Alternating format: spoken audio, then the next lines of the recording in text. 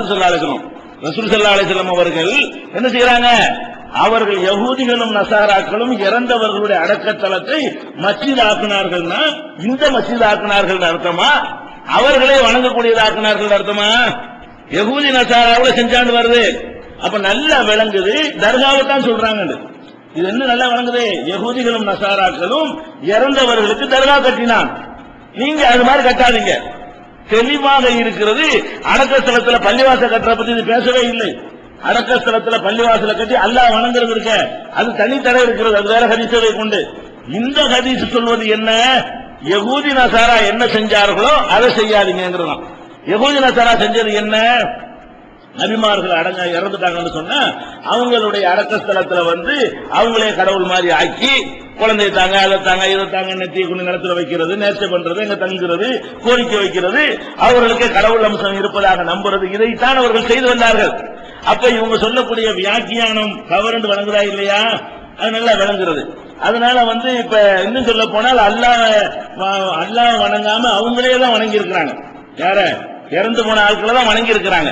அப்ப நபிகள் நாயகம் ஸல்லல்லாஹு அலைஹி வஸல்லம் அவர்களுடைய இந்த தெளிவான ஹதீஸுக்கு அது இன்னொன்னு கவனிக்கணும். இந்த வியாக்கியானத்துக்கு கொடுக்குறாங்களே, அடிக்கடி அவங்க கேட்பாங்க, இதுக்கு முந்தி யாராவது சொல்லியிருக்கிறார்களா? இதுக்கு முந்தி முன்னோர்கள் யாராவது சொல்லியிருக்கிறார்களா? இவர்கள் தான் இப்போது சொல்லுகிறார்கள். சில விஷயங்களுக்கு நம்மள்ட்ட கேட்பாங்க அவங்க.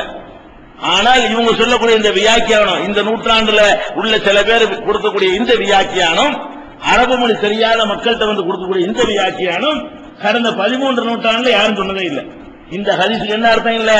நீங்க அடக்க ஸ்தலத்துல பள்ளிவாசல கட்டிக்கிறாதீங்க, அடக்க ஸ்தலத்தை வணங்குறதுக்கு தனியா ஒரு வழிபாட்டு தலம் கட்டிக்கிறங்க, அதான் எனக்கு அர்த்தம் அப்படின்னு சொல்லி இதுக்கு முந்தி ஒரு அறிஞராவது, ஒரு மார்க்க அறிஞராவது, ஒரு அரபு மொழிய நாலேஜ் உள்ள ஒருத்தராவது சொல்லி இருக்கிறாரான்னு கேட்டா யாரும் சொன்னதே இல்லை. அப்ப இவர்கள் இந்த மக்களுக்கு தோதுவாக மார்க்கத்தை வளைக்கிறதுக்காக வேண்டி இந்த ஹதீஸ் இல்லாத ஒரு அர்த்தத்தை கொடுத்து அதை நியாயப்படுத்துறாங்க. தர்கா கட்டுவதற்கு எந்த வகையான, எவ்வளவு மகானா இருந்தாலும் சரி, எவ்வளவு பெரியாரா இருந்தாலும் சரி, அவருக்கு ஒரு பில்டிங் கட்டுவதற்கு எந்த அனுமதியுமே கிடையாது. அடுத்தவங்க என்ன செய்வாங்கன்னு கேட்டா அதுக்கு ஒரு ஆதாரத்தை, அடுத்த ஆதாரம் காட்டுவாங்க. அதாவது இப்ப நபிகள் நாயகம் ஸல்லல்லாஹு அலைஹி வஸல்லம் அவர்கள் இது தடுத்தாங்களா இல்லையா?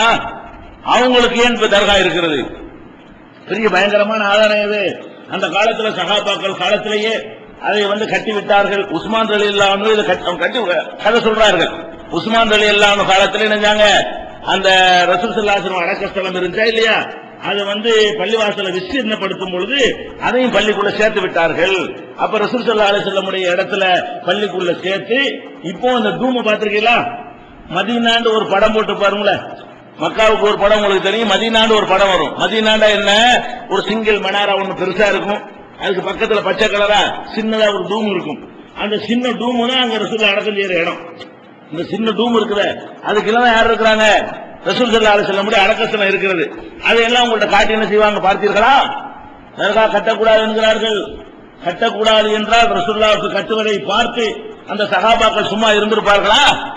கட்டக்கூடாதுன்னு இருந்தா உஸ்மான் ரலியல்லாஹு அன்ஹு தர்கா கட்டுறாரு. இவங்க சொல்லக்கூடிய கட்டுக்கதை பிரகாரம் உஸ்மான் ரலியல்லாஹு அன்ஹு அவர்கள் தர்கா கட்டி இருக்கும் பொழுது அப்ப எவ்வளவு சஹாபாக்கள் இருந்தாங்க? உஸ்மான் ரலியல்லாஹு அன்ஹுவும் அதை நியாயப்படுத்தி கட்டி இருக்கிறார்கள். அதே மாதிரி பல சஹாபாக்களும் அன்றைக்கு சாட்சியா இருந்திருக்கிறார்கள். அது எப்படி மார்க்கத்துல தடை செய்யப்பட்டதா இருக்கும்?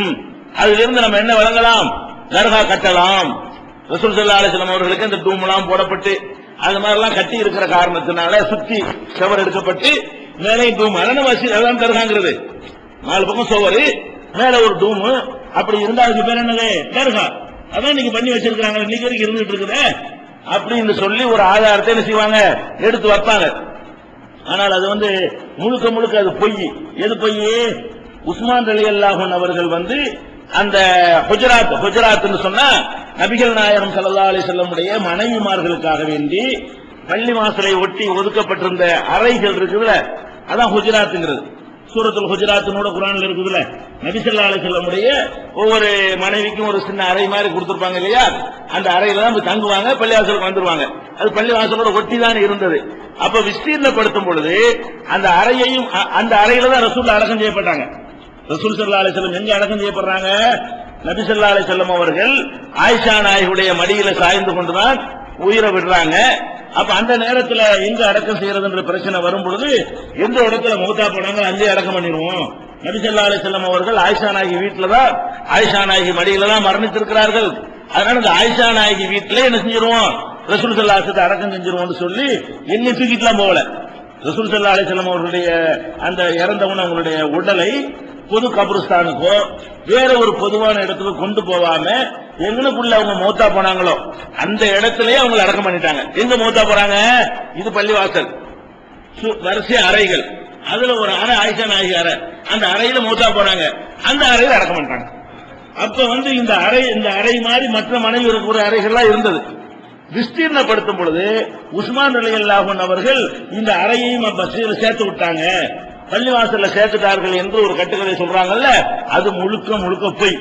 உஸ்மான் அபூபக்கர் சித்திக்குடைய காலத்திலோ, உமர் ரலியல்லாஹுடைய காலத்திலோ, உஸ்மான் ரலியல்லாஹுடைய காலத்திலோ, அலி ரலியல்லாஹுடைய காலத்திலோ, எந்த ஒரு சஹாபாக்களும் மதீனாவில் வாழ்கிற எந்த ஒரு காலத்திலோ அந்த ஹுஜராத் ரசூலுல்லாஹுடைய மனைவிமார்களுடைய அறை, ரசூல் ஸல்லல்லாஹு அலைஹி வஸல்லம் அடக்கம் செய்கிற இடம் உட்பட அது மஸ்ஜிதில் சேர்க்கப்படவே இல்லை.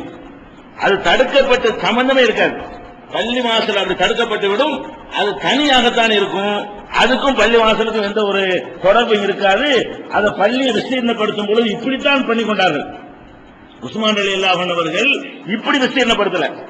பள்ளியை விஸ்தீர்ணப்படுத்தும் பொழுது இந்த பக்கம் ஹுஜராத் இருக்குல்ல, அந்த அறையை சேர்த்து இப்படி நீட்டிட்டு போவாம இப்படிதான் அவங்க விஸ்தீர்ணப்படுத்தினாங்களே தவிர அவங்க காலத்தில் இந்த இடத்தை என்ன செய்யல, பள்ளியில சேர்க்கப்படவே இல்லை.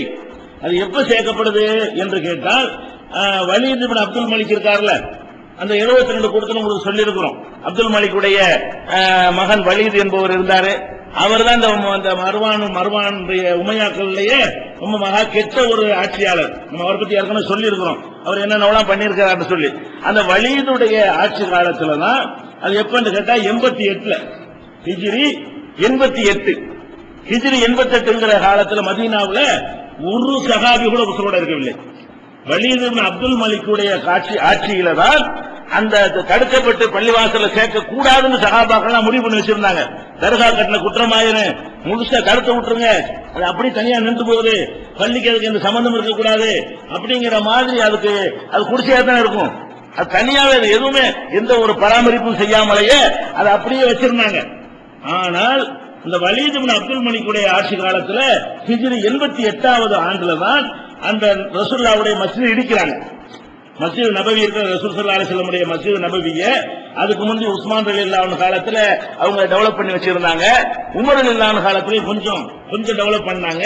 இது எல்லாம் மொத்தமாக சுத்தமா இடிச்சு விட்டு வெறும் தரையாக ஆக்கிவிட்டு வலீத் இப்னு அப்துல் மலிக் தான் அதை விஸ்தீர்ணப்படுத்தும் பொழுது இதுகளையும் சேர்க்கிறார். இந்த பக்கமும் சேர்த்து அந்த இடத்தை பள்ளிவாசல் ஆக்கிடக்கூடாதுங்கிறதுக்காக வேண்டி, அதுக்கு ஒரு தடுப்புக்காக வேண்டி, பள்ளிக்கு உள்ளே ஒரு தடுப்புக்காக வேண்டி அந்த சுவத்தை என்ன செய்யறார், அவரு எழுப்புகிறார். ஃபர்ஸ்ட் விஷயம் அவர் சொல்லக்கூடிய நேரத்தில் மதீனாவில் எடுத்துக்கொண்டீர்களேயானால், மதீனாவில் வாழ்ந்த சஹாபாக்கள்லயே கடைசியா மௌத்தா போனாலும் ஜாபிர் ரலியல்லாஹு அன்ஹு அடிக்கடி சொல்றோம், ஹதீஸ்ல அறிவிக்கிறாங்கல்ல, மதீனாவில் வாழ்ந்த சஹாபாக்கள்லயே கடைசியா மௌத்தா போனாலே யாரு, ஜாபிர் தான். ஜாபிருக்கு அப்புறம் ஒரு சஹாபி மதீனாவுல இருக்கவே இல்லை.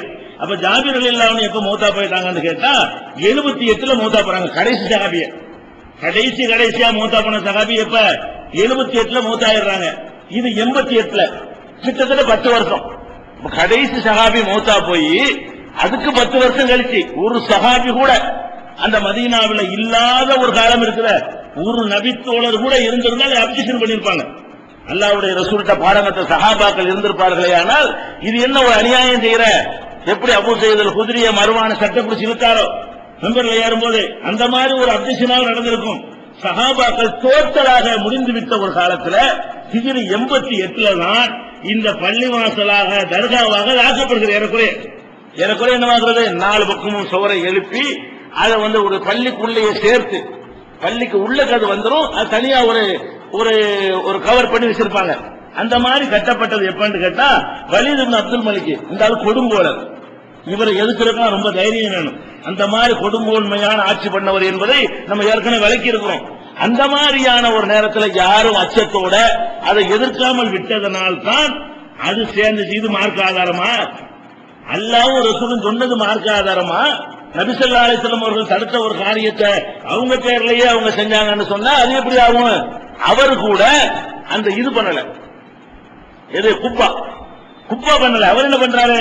பள்ளி, அது நல்லா கவனிக்கணும், பள்ளிக்கு இடம் பத்தலைங்க, விஸ்தீர்ணப்படுத்த வேண்டியிருக்கு.